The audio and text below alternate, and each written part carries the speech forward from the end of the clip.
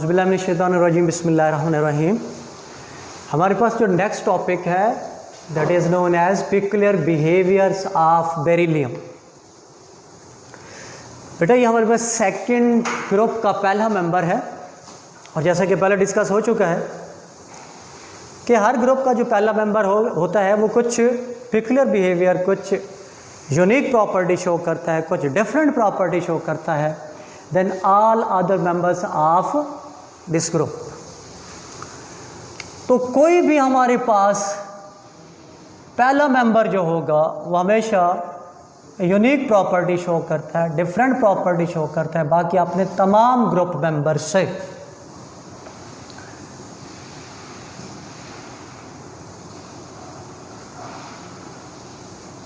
Beryllium is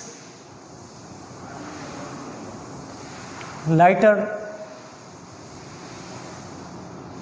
element of its group and show peculiar behavior.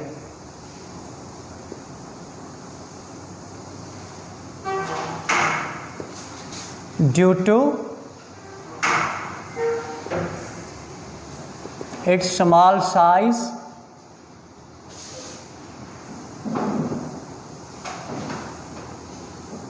and high electronegativity.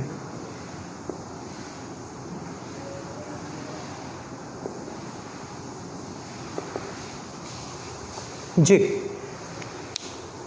peculiar behavior of beryllium. Beryllium is the first member of second group.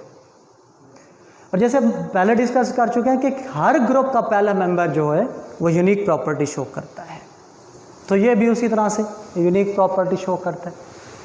तो अपने group में सबसे ये lighter होता है और ये पिकुलियर बिहेवियर शो करता है। वही वजह है कि इसका साइज़ छोटा होता है और इसकी इलेक्ट्रोनेगेटिविटी ज़्यादा होती है, इस वजह से ये यूनिक प्रॉपर्टी शो करता है। इसकी प्रॉपर्टी जब आप सुनेंगे तो आप भी हैरान होंगे। Beryllium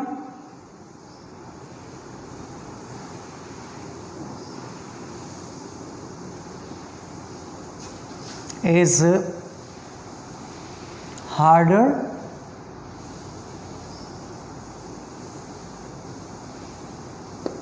iron. ये इतना हार्ड है जितना कि आयरन।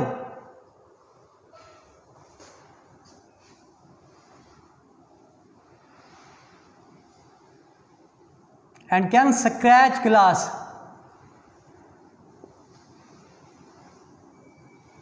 और ग्लास को ये क्या कर सकता है, स्क्रैच कर सकता है, इतना हार्ड है। But other members of this group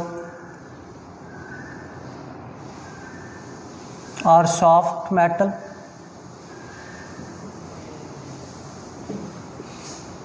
but ये इसके जो बकिया मेंबर्स होते हैं वो इससे क्या होते हैं, सॉफ्ट होते हैं but harder.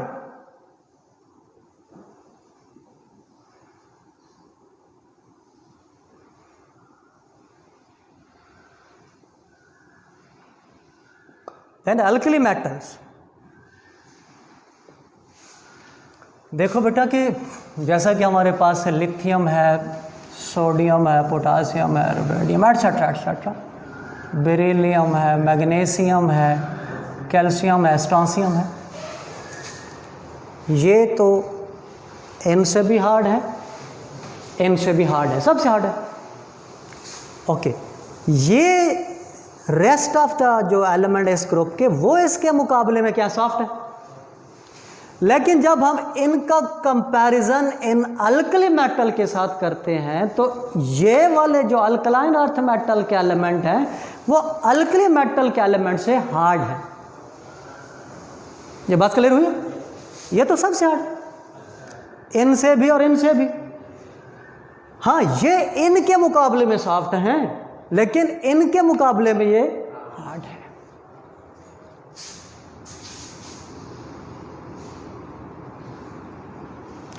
Beryllium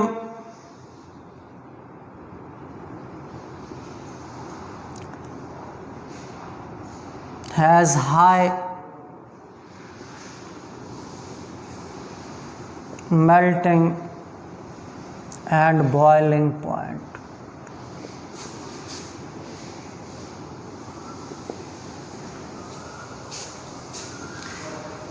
As reducing agent,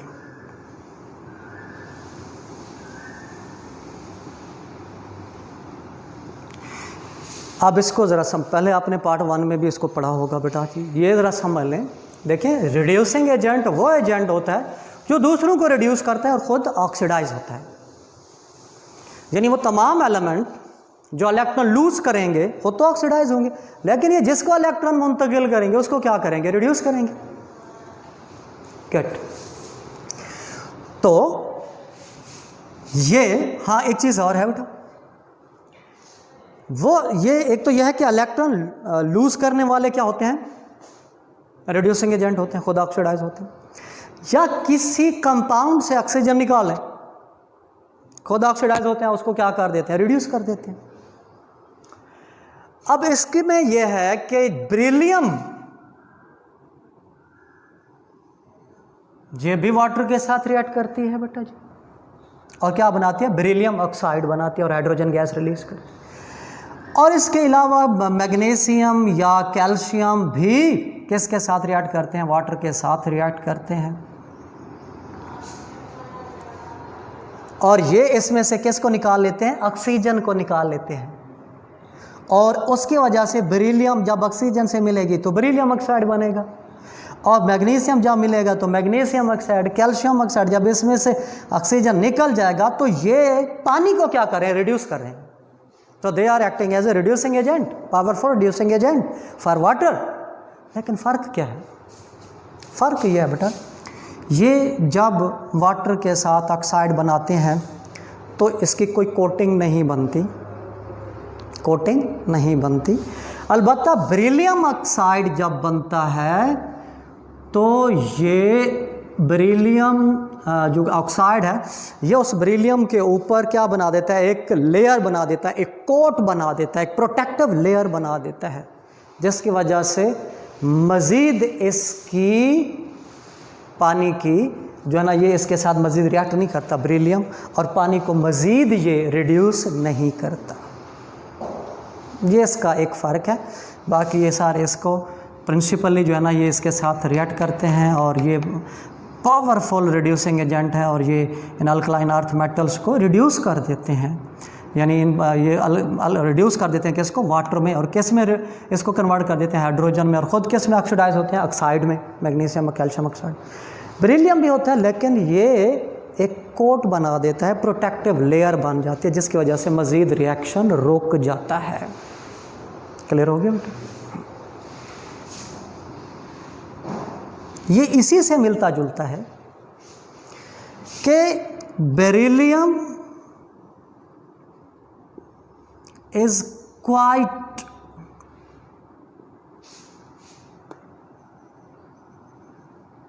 resistant toward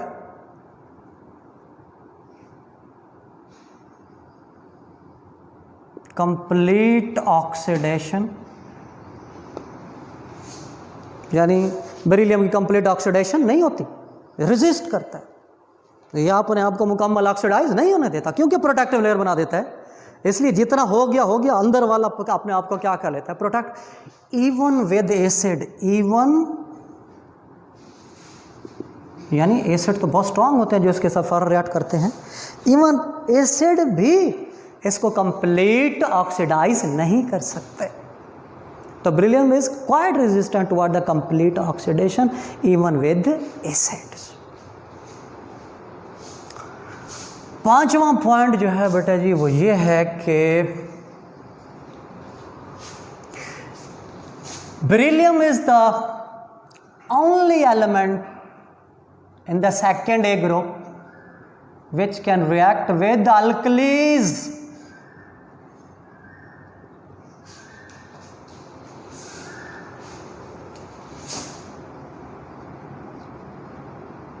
Beryllium is the only element of second A group which can react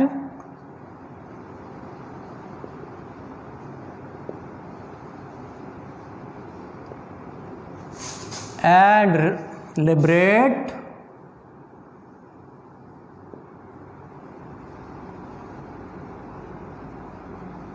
others members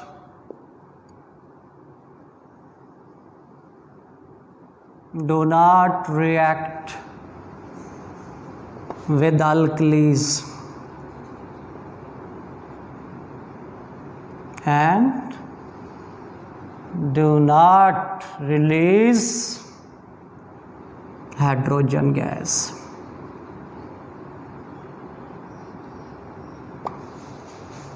यानी बेरिलियम ही है जो कि अल्कलीज के साथ रिएक्ट करता है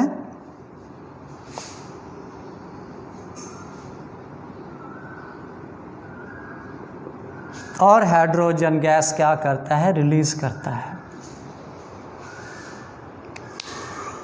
बाकी कोई भी मैग्नीशियम, कैल्शियम, पोटेशियम जो है ना, ये अल्कलीज के साथ रिएक्ट नहीं करते और हाइड्रोजन गैस रिलीज नहीं करते। ये है जी पेक्युलियर बिहेवियर्स ऑफ बेरिलियम। बेटा इनमें कोई क्वेश्चन करना, कोई problem? It's okay. Next topic हमारे पास है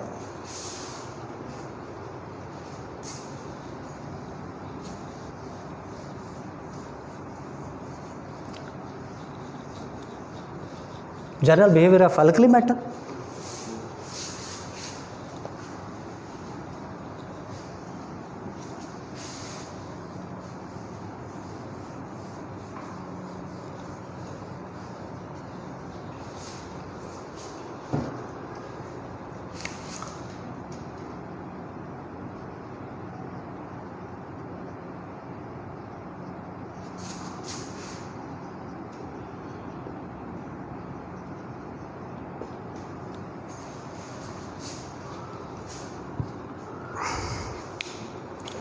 इसमें जनरल बिहेवियर में हम डिस्कस करेंगे कि अल्कली मेटल जो है बेटा, ये रिड्यूसिंग एजेंट कैसे अमल करते हैं, ये ऑक्सीजन के साथ कैसे रिएक्ट करते हैं, ये वाटर के साथ कैसे रिएक्ट करते हैं, ये हाइड्रोजन के साथ कैसे रिएक्ट करते हैं, ये हैलोजन के साथ कैसे रिएक्ट करते हैं, फिर ये सल्फ़र के साथ कैसे रिएक्ट करते हैं, एटसेट्रा एटसेट्रा। ये तमाम हम इनको डिस्कस करेंगे।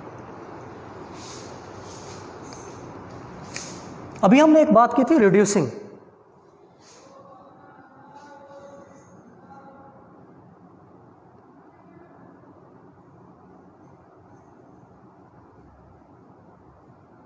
Reducing property depends upon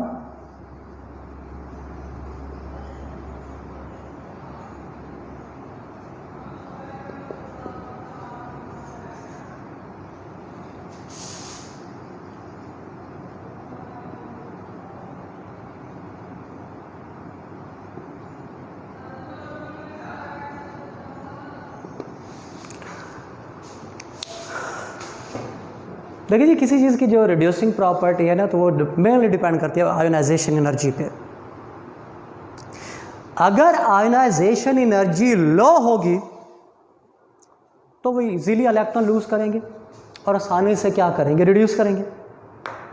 और अगर उसकी आयोनाइजेशन एनर्जी ज़्यादा है तो वो तो आसानी से इलेक्ट्रॉन लूज नहीं करेंगे, इसलिए वो आसानी से रिड्यूस भी नहीं करेंगे, तो उनकी रिड्यूसिंग प्रॉपर्टी क्या हो जाएगी, कम हो जाएगी। तो इट मीन रिड्यूसिंग प्रॉपर्टी जो है वो डिपेंड करती है आयोनाइजेशन एनर्जी और साइज ऑफ एलिमेंट और एटम। और हम जानते हैं बेटा कि देखो, आप लोगों को एक चीज़ मैंने बताई थी बेटा कि हमारे पास पीरियोडिक टेबल जो है, मैं थोड़ा सा इसका हिस्सा यूं बना देता हूं, बस इतना कि जब हम लेफ़्ट साइड पर होते हैं तो साइज़ बड़े होते हैं और जब हम लेफ़्ट टू राइट पीरियड में जाते हैं तो साइज़ श्रिंक करते हैं, छोटे होते जाते हैं। क्यों? ऑर्बिट नहीं बढ़ता, जबकि न्यूक्लियस का पुल बढ़ रहा होता है, न्यूक्लियर चार्ज बढ़ रहा होता है, उसकी वजह से साइज़ छोटा हो जाता है। तो इट मीन हमारे पास लेफ़्ट टू राइट जाते हुए साइज़ छोटे होते जाते हैं और ग्रुप में आते हुए साइज़ क्या होते हैं, बढ़ते हैं। तो इट मीन जो हमारे पास अल्कली मेटल है टॉप लेफ्ट साइड पर है, किस पर है? इट मीन इधर वाले जो साइज़ होंगे वो बड़े होंगे और इधर वाले जो होते हैं वो छोटे होते हैं।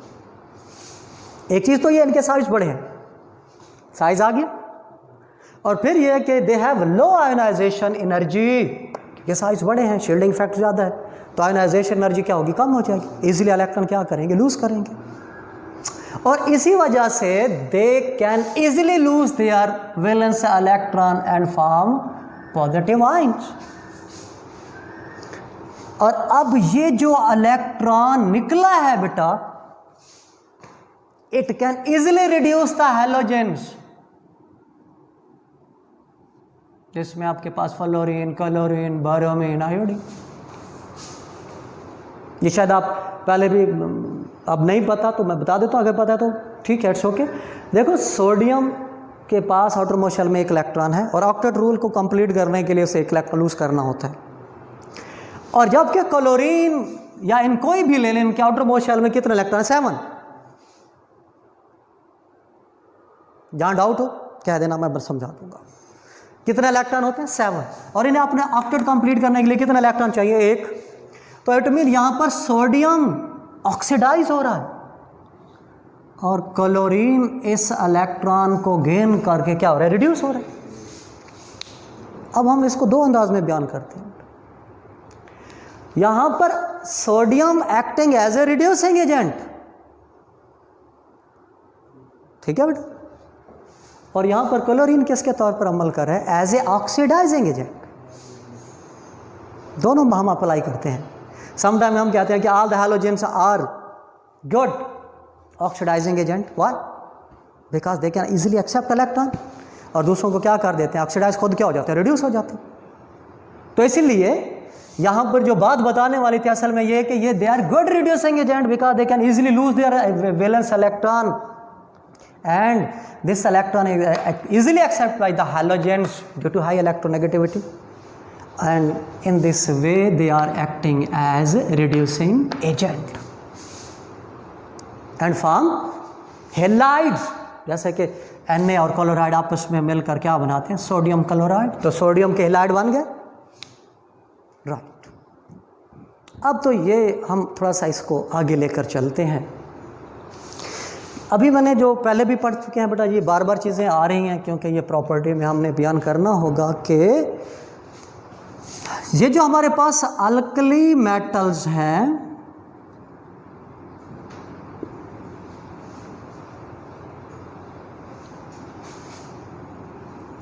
तो इनके वैलेंस शेल में कितने इलेक्ट्रॉन होते हैं बेटा, ओनली 1 इलेक्ट्रॉन।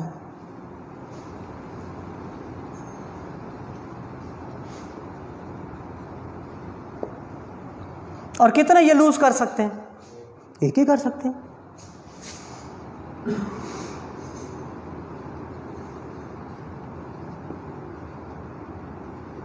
जब 1 इलेक्ट्रॉन लूज करेंगे बेटा, तो इनके ऊपर जो चार्ज आएगा, कितना चार्ज आएगा, पॉजिटिव चार्ज, यानी मोनो पॉजिटिव चार्ज आएगा या मोनो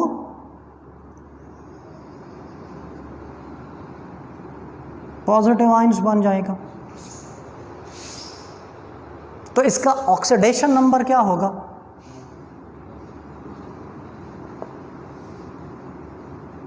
+1, और इसलिए क्या है, हाईली रिएक्टिव है। अब इसके साथ, अब इसको बयान करने से सेकंड जो हम इसका नेक्स्ट पॉइंट डिस्कस करने वाले हैं वो इससे रिलेट करते, इसलिए मैंने ये बता दिया बेटा जी। देखो सोडियम में से जब हम पहला इलेक्ट्रॉन निकालते हैं तो ये इजी है, क्योंकि आयोनाइजेशन एनर्जी क्या है, इजी है। आयोनाइजेशन एनर्जी लो है, इसलिए इसका पहला इलेक्ट्रॉन निकालना बहुत इजी होता है, लो एनर्जी गेन करता है और इलेक्ट्रॉन आसानी से लूज कर जाता है। लेकिन अब अगर देखें इसके पास प्रोटॉन्स की तादाद कितनी है बेटा, 11 है, और इसके पास इलेक्ट्रॉन्स की तादाद कितनी है, 11 है। तो यानी इसके पास पॉजिटिव भी 11 है और नेगेटिव भी 11। जब एक इलेक्ट्रॉन लूज करेगा तो इस सोडियम के पास प्रोटॉन तो वही होंगे, लेकिन इलेक्ट्रॉन कितने हो गए, 10 हो गए। तो न्यूक्लियस का पुल इन पर क्या हो जाता है, स्ट्रांग हो जाता है, जिसकी वजह से सेकंड इलेक्ट्रॉन निकालने के लिए बहुत ज़्यादा एनर्जी चाहिए होती है, मोर देन 3000 डिग्री सेंटीग्रेड। ठीक है। तो इसकी वजह से हम कहते हैं कि second ionisation energy of alkali metal is very high, which rule out the second oxidation number or oxidation state. It means they have only one oxidation number, that is +1. इन पर +2 नहीं होगा, क्योंकि +2 के लिए बहुत ज़्यादा कंडीशन चाहिए होती है, बहुत ज़्यादा हाई एनर्जी चाहिए होती है, इसलिए वो रूल आउट कर देता है कि इसकी सेकंड जो है ना वो ऑक्सीडेशन नंबर नहीं हो सकता, इसका ऑक्सीडेशन नंबर क्या होगा, +1 होगा। क्लियर होगी बेटा? ओके। एक चीज़ और फिर सुने, जब हम यहाँ बात करते हैं ये लिथियम है, ये बेरिलियम है, बोरान है, कार्बन है, nitrogen, oxygen, phosphorus etcetera etcetera.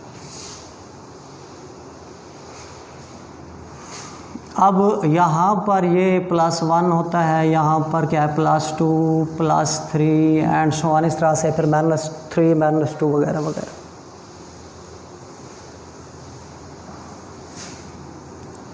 वो कहता है कि हमारे पास ये जो अल्कली मेटल्स हैं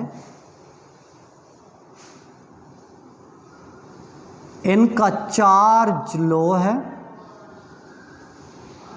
+1 है, आगे देखें +2, +3, तो चार्ज क्या हो गया, लो हो गया। और साइज क्या है, साइज या रेडियस वो लार्ज है। पहले बता चुके हैं कि लेफ्ट साइड पे जो होते हैं उनका साइज़ बड़ा होता है, और जो राइट साइड पे होते हैं उनका साइज़ क्या होता है, छोटा होता है। ये इससे मैं एक बात बताने वाला हूँ, बड़े इसको प्लीज़ सुनेंगे, नहीं समझ आती आप सवाल करें, पूछें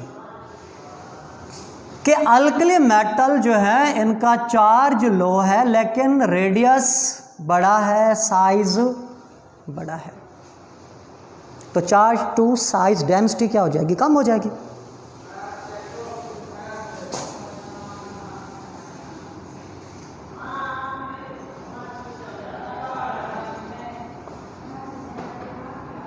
यही वजह है कि इनकी लैटिस एनर्जी लो है। अब लैटिस एनर्जी क्या होती है, पढ़ा हुआ तो भूल गया होगा, थोड़ा सा रिवाइज कर देते हैं। 1 मोल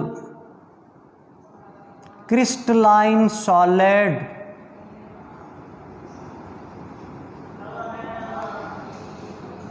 को गैसियस आयंस में कन्वर्ट करने के दौरान जितनी एनर्जी एब्जॉर्ब होती है that is called lattice energy, that is called lattice energy. एक होती है हाइड्रेशन एनर्जी, ये हम पहले भी पढ़ चुके हैं, चले मैं यहाँ पर और समझा देता हूँ बेटा। हाइड्रेशन एनर्जी, अब क्रिस्टल सॉलिड से गैसेस आयन बनाएं तो जितनी एनर्जी एब्जॉर्ब हो रही है that is called lattice energy. और इन गैसियस आयंस को पानी में डिसॉल्व करते हैं, ये कल पढ़ा शायद परसों, आप नहीं थे, हाँ आप नहीं थे। और गैसियस आयंस को जब हम पानी में डिसॉल्व करते हैं तो उस दौरान जितनी एनर्जी रिलीज होती है that is called hydration energy. इसीलिए अल्कली मेटल के जो साल्ट होते हैं, जो कंपाउंड्स होते हैं, they are easily soluble in water because they have low lattice energy but high hydration energy. इनकी लैटिस एनर्जी कम होती है, और जिनकी लैटिस एनर्जी कम होगी और हाइड्रेशन एनर्जी ज़्यादा होगी वो इजीली सॉल्युबल होंगे। और अगर उलट कर लें, जिनकी लैटिस एनर्जी हाई हो जाएगी और हाइड्रेशन एनर्जी कम हो जाएगी वो इनसॉल्युबल हो जाएंगे या लेस सॉल्युबल हो जाएंगे। अब इनकी जो लैटिस एनर्जी है that is very low, so the alkali metal compounds are easily soluble in water. तो ये सारा बताने का मकसद ये था बेटा कि इनकी जो सॉल्युबिलिटी है वो ज़्यादा है। क्यों ज़्यादा है, ये सारा क्यों चार्ज का और साइज़ का क्या ताल्लुक, क्योंकि इससे इसकी चार्ज टू साइड डेंसिटी बनती है और उससे क्या बनती है लैटिस एनर्जी, और लैटिस एनर्जी का ताल्लुक बनता है कि इसके साथ सॉल्युबिलिटी के साथ। तो यही वजह कि इसके सोडियम क्लोराइड जितने मोस्टली साल्ट होते हैं वो वाटर में इजीली सॉल्युबल होते हैं, क्योंकि इनकी लैटिस एनर्जी लो है। ठीक हो गया, गुड। अब थोड़ा आगे मूव करते हैं। यानी हमने एक तो ये बताया बेटा इनकी रिड्यूसिंग प्रॉपर्टी को बताया कि ये गुड रिड्यूसिंग एजेंट है। अल्कली मेटल क्या है? गुड रिड्यूसिंग एजेंट है। दूसरा ये बताया बेटा कि इनकी सॉल्युबिलिटी क्यों ज्यादा होती है, अल्कली मेटल कंपाउंड की सॉल्युबिलिटी क्यों ज्यादा होती है। अब हम ये करने जा रहे हैं कि जब ये अल्कली मेटल ऑक्सीजन के साथ रिएक्ट करते हैं तो किस तरह से रिएक्ट करते हैं, और फिर ये कि इससे ऑक्साइड कैसे बनते हैं वगैरह, अब हम ये डिस्कस करने जा रहे हैं।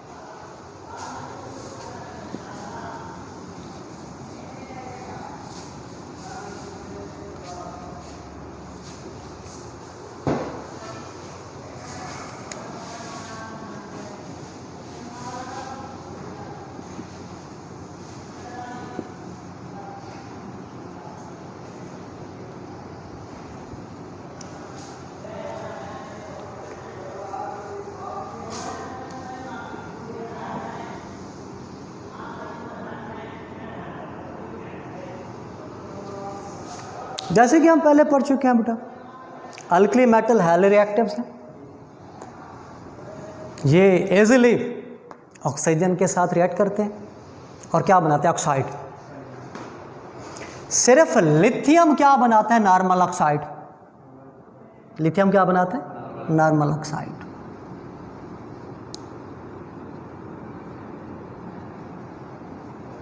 नॉर्मल ऑक्साइड,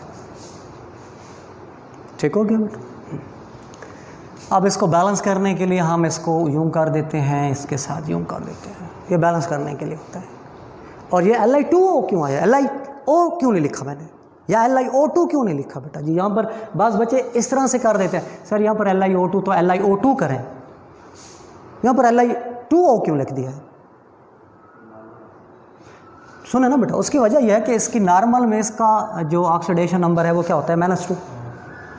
तो -2 इधर 1, इसका ऑक्सीडेशन हम पहले पढ़ चुके, ग्रुप नंबर 1 है, उनका ऑक्सीडेशन नंबर +1 है, तो 1 इधर आएगा, ये 2 इधर आएगा, तो उसके लिहाज से यहाँ पर 2 आएगा और यहाँ पर क्या आएगा? 1 आएगा। हम अपनी मर्जी से कोई नहीं लगा सकते, यहाँ देखकर जो उसूल हैं उनके मुताबिक हम इसका कंपाउंड बनाएंगे। तो इसलिए Li2। अब Li2O करेंगे तो यहाँ पर ऑक्सीजन 2 हैं, लेकिन यहाँ पर तो ऑक्सीजन 1 आ रहा है। अब हमें इसको क्या करना होगा? बैलेंस करना होगा।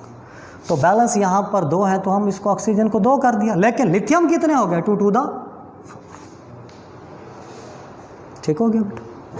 और ये वाइट सॉलिड होता है, वाइट सॉलिड।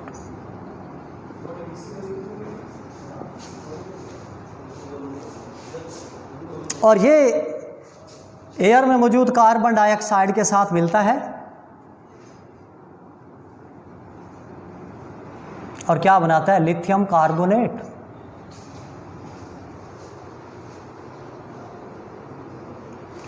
तो लिथियम ऑक्सीजन से मिलकर नॉर्मल ऑक्साइड बनाता है, जो कि हमारे पास एक वाइट सॉलिड होता है, और फिर ये कार्बन डाइऑक्साइड के साथ मिलता है तो क्या बनाता है? Lithium carbonate.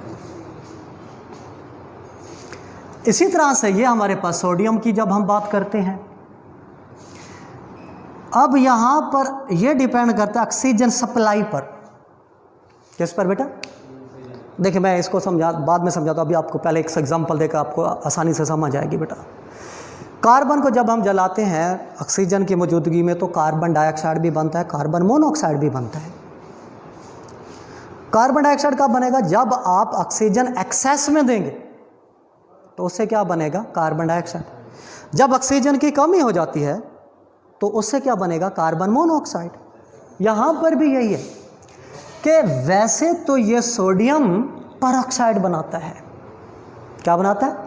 परऑक्साइड बनाता है, Na2O2। लेकिन अगर लिमिटेड सप्लाई करें, इसके लिए हमें कंडीशन अप्लाई करनी पड़ेगी। लिमिटेड सप्लाई करें तो फिर ये नॉर्मल ऑक्साइड बनाएगा, लेकिन उसके लिए कंडीशन चाहिए। ठीक है बेटा? ओके जी। लेकिन क्योंकि ये नॉर्मल कंडीशन में क्या बनाता है? Sodium peroxide. और ये क्या होता है? Pale yellow.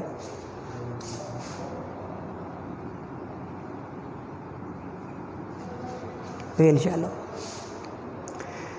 लेकिन इसी तरह से जब ये पोटासियम या रुबिडियम ये ऑक्सीजन के साथ रिएक्ट करते हैं तो ये क्या बनाते हैं, पोटासियम सुपर ऑक्साइड। ये ऑरेंज येलो होता है। ये अभी जाकर आगे डिस्कस करेंगे इसकी क्या इंपॉर्टेंस है, कहाँ अप्लाई होता है वगैरह वगैरह। अभी यहाँ पर इतना जिक्र नहीं करते, अब इस टॉपिक को लेकर चलते हैं, ठीक होगा। तो इट मीन ये अभी हमने रिएक्शन देखे हैं अल्कली मेटल्स के किसके साथ, ऑक्सीजन के साथ। ऑक्सीजन के साथ ये लिथियम नॉर्मल ऑक्साइड बनाता है, सोडियम पर ऑक्साइड बनाता है, और बकिया सारे के सारे इसके साथ मिलकर क्या बनाते हैं, सुपर ऑक्साइड। तो ये वाइट होता है, पर ऑक्साइड पेल येलो, और ये potassium super oxide orange yellow. Clear हो गया बेटा। नेक्स्ट हम जाते हैं रिएक्शन विद वाटर।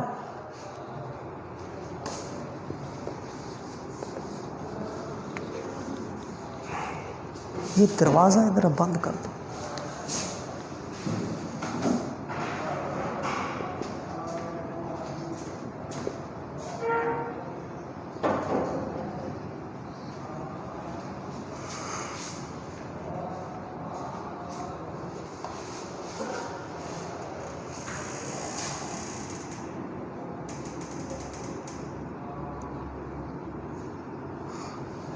ये लिथियम ये सारे वाटर के साथ रिएक्ट करते हैं, हाईली एक्सोथर्मिक रिएक्शन होता है। लेकिन लिथियम जो है ना वो स्लो रिएक्शन शो करता है। लिथियम क्या शो करता है, स्लो रिएक्शन शो करता है।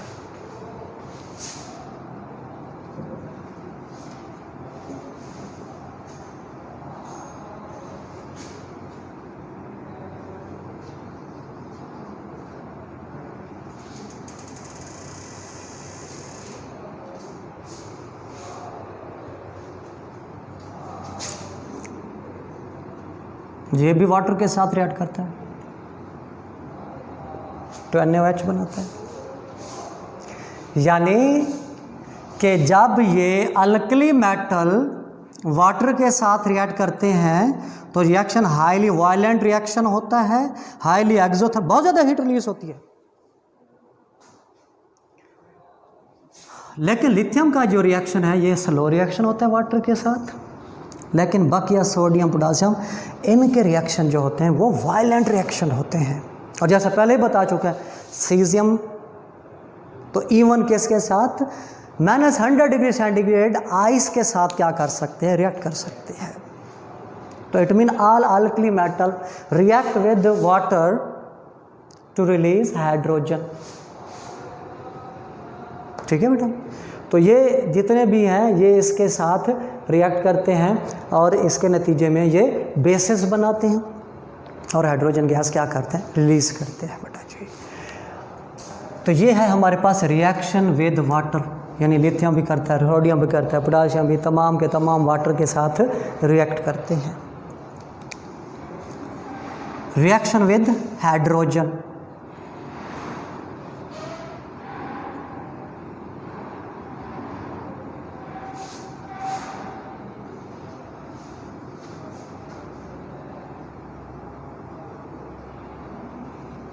reaction with hydrogen,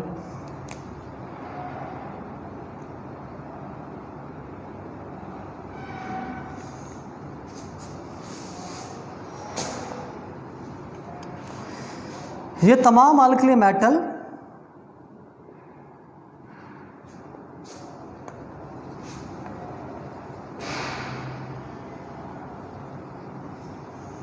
hydrogen to form hydride. ठीक हो गया। लिथियम हाइड्रोजन के साथ रिएक्ट करता है, लिथियम हाइड्राइड। और ये लिथियम हाइड्राइड बहुत इंपॉर्टेंट होते हैं क्योंकि ये कमर्शियल लेवल पर हाइड्रोजन गैस बनाने के लिए इस्तेमाल किए जा सकते हैं। कि जब इन हाइड्राइड्स को वाटर के साथ रिएक्ट करते हैं तो लिथियम हाइड्रोक्साइड बनाते हैं और हाइड्रोजन गैस क्या करते हैं, रिलीज़ करते हैं। तो इस तरह से ये हमारे पास हो गया जी कि लिथियम हाइड्राइड जो है ना ये लिथियम हाइड्रोक्साइड बनाते हैं और ये हाइड्रोजन गैस रिलीज़ करते हैं। हैलोजन के साथ,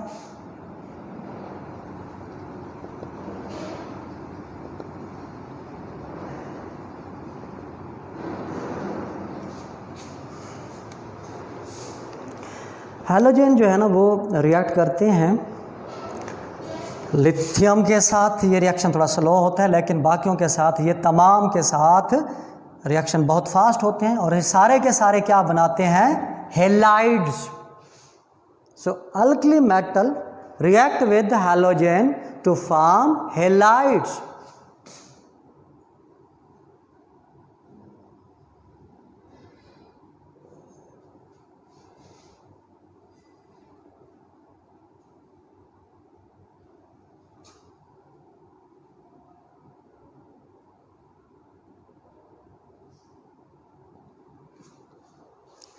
जैसे लिथियम है, क्लोरीन के साथ मिलेगा तो lithium chloride, lithium chloride, sodium chloride etcetera, ये सारे के सारे अल्कली मेटल ये रिएक्ट करते हैं हैलोजन के साथ और क्या बनाते हैं? हेलाइड्स बनाते हैं। सल्फ़र के साथ मिलते हैं तो ये सल्फाइड बनाते हैं। बहरहाल मेन इसके जो है ना बेटा, वो ऑक्सीजन के साथ है, वो वाटर के साथ है, और वो हैलोजन के साथ है। ये तीन मेन आपको करने होंगे कि ये हैं जी किस तरह से बिहेव करते हैं, कि क्या ये प्रॉपर्टी शो करते हैं, किस तरह से ये जर्नल ट्रेंड शो करते हैं, किस तरह से ये रिएक्टिविटी शो करते हैं मुख्तलिफ एलिमेंट के साथ। तो ये हमने journal trends, journal behaviours of alkali metals को बयान किया है। क्लियर हो गया? अब लास्ट टॉपिक है। अब ये सिलेबस में शायद यहाँ तक है या आगे वाला टॉपिक है। आपके पास सिलेबस है? नहीं है?